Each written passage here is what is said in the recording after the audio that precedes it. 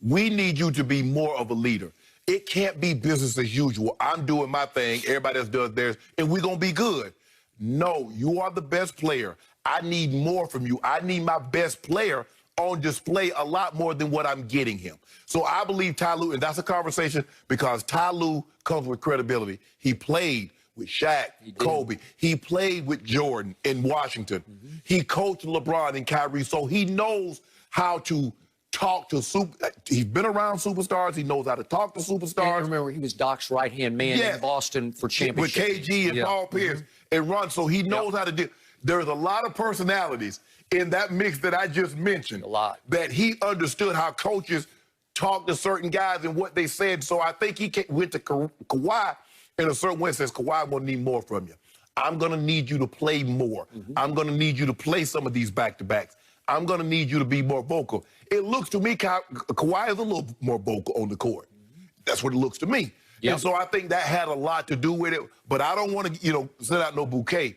I don't want to get my FTV card over, out and have him send some flowers, Skip, for playing back-to-back.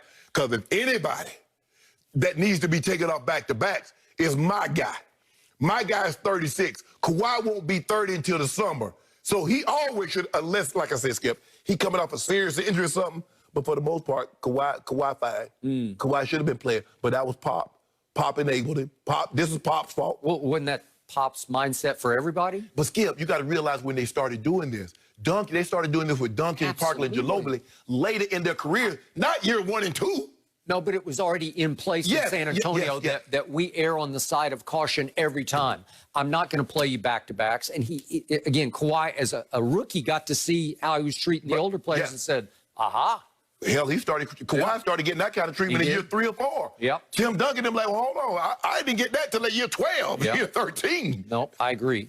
By the way, your guy is playing all these games because he needs to pile up Don't worry stats. About my guy.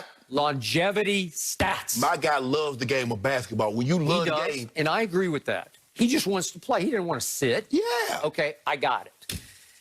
I also think Kawhi Leonard loves to play basketball, but he got it in his head, and it became almost like a demon in the back of his mind that, uh-oh, I can't risk this. And he does have chronically bad knees to the point they're called arthritic knees at his age 30, 29. Right? Yeah, 29. So I'm with you. Somebody got through to him, and it has to have been Ty Lue. It could be Jerry West. It could go all the way up to Steve Ballmer. Because remember, back on December 2nd, there was that The Athletic bombshell about trouble inside the Clippers, how they were a team wrecked internally because of the preferential treatment afforded to both Kawhi and to Paul George, and how obviously it started with Montrez, Lou Williams, the guys who had been there and done all that, and they were putting in the work, and all of a sudden these guys are showing up when they want to show up. They're playing when they want to play. The plane is going when they say it should go, and they practice when they want to practice. At what time, and if they even want to participate in practice. And according to the article, it tore apart the team's competitive chemistry, okay?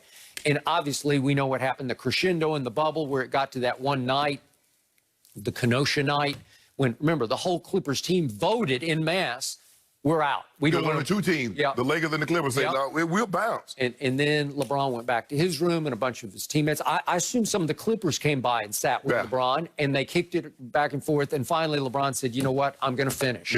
Okay. It was reported that LeBron and Chris Paul got on a call with former President Obama. Bingo. Okay, so remember, they had 11 back-to-backs last year, and he obviously didn't sniff a one of them. So it had been 1,372 days since he played a back-to-back back in April of 2017.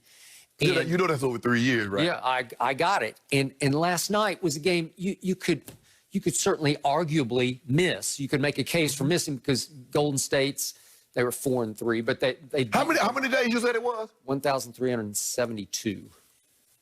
That's almost 4 years. Yeah. Okay. 365. 365. So he 14, 20. So he pretty close to 4 years. Okay. So it was a shock to me that he said, I'm going to go at Golden State. It's a shorter flight, obviously. It's not a cross-country flight on a back-to-back. But still, it's a team that you could probably, Marcus Morris came back and played for the first time last night. So you could argue that Paul George had missed the previous game. And I'm pretty sure Paul George just took the previous game off. Right. I think he did. He had a tweaked ankle, they said. Right. But all of a sudden, Kawhi played, he played, Paul George played, and Marcus Morris played, and they were at full strength for the first time. What was the big issue last year? They just didn't play enough together. Right. Well, listen, I know Kawhi Leonard well enough to say he is the silent assassin. He doesn't show it on the court, but I think he took that bombshell in the Athletic. I think he took it really personally. I feel like he got called out in it, number one. Right. And I think he took the challenge. And he said, okay, I'm going to fix that this year. So their mindset is different. And remember, Montrezl from a distance is a Laker. Right. He keeps taking veiled shots at the Clippers. It's all different. You know, I love playing here because they let me be me. I get to do what I want to do, and it's more free-flowing here. And we love each other here. All those shots I interpret as anti-Kawhi shots. I think the biggest thing, Skip, look, we understand, having played the game of football, as players get older, they get time off. John would take days off. Mike Shanahan, the head coach, would give John days off, would give TD days off. Skip, I ain't have a problem with that. They ain't practice. Hey, but don't. Okay, those are days off, not games off. Right. But I'm saying, you want to take a day off for practice, Skip, okay, fine. But don't cancel practice just because they not playing. Yep. You're practicing? What that got to do with me? So, and I think the thing is, the guys who looking at like, hold on, wait a minute, Doc. Okay, if they don't want to practice, fine. But why we got to take our practice? Doc, you said the plane was leaving at 3:30. Here it is 5 o'clock and we still sitting on the road. Come on, Doc. Do something about that.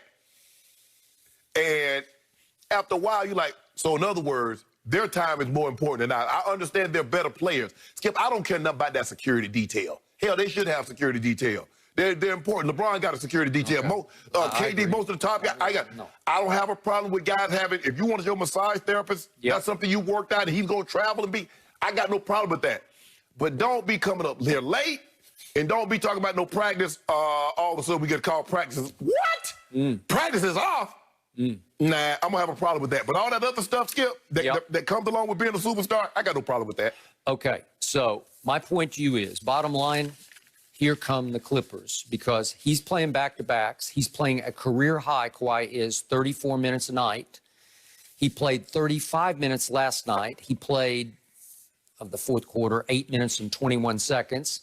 And he made his 2 shots from the field. He made all 4 of his free throws, scored 8 points. And it was a nip-tuck game for a while in the fourth quarter. And Steph didn't play well last night. He didn't shoot the ball well at all. Thank you for bringing that up. I wanted to remind everybody that after he made some Ripley's, believe it or not, 105 straight threes from the corner in practice or after practice, he is now shooting through 8 games 36% from 3, which is his career low. So I guess making those 105 corner threes in a row, which is like impossible to me. If anybody else other than Steph was shooting 36%, that's a damn good percentage from the three-point line.